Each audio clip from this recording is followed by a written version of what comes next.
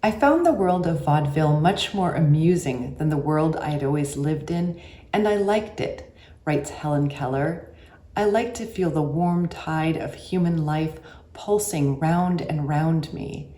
She describes how she was often admitted to the dressing rooms of the other actors and says that many of them let me feel their costumes and even went through their acts for me. I love imagining Keller putting her hands on the bodies and faces of the other performers. It reminds me of how welcoming the art stars of the Lower East Side were when I first started frequenting the open mics with my guide dog.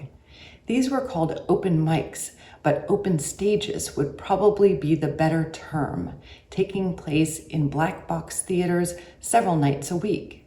They were open to all kinds of performance with and without mic, from comedy to dance, performance art to political rants, instrumental music of all kinds to monologues in the nude.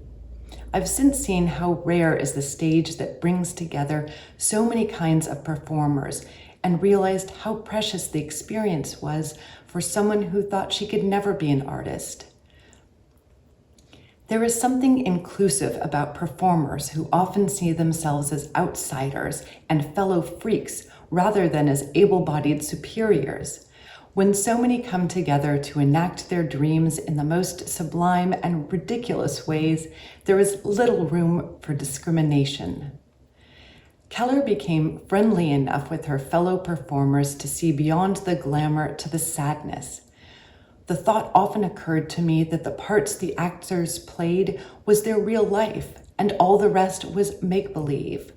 I still think so and hope it is true for the sake of many to whom fate is unkind in the real world.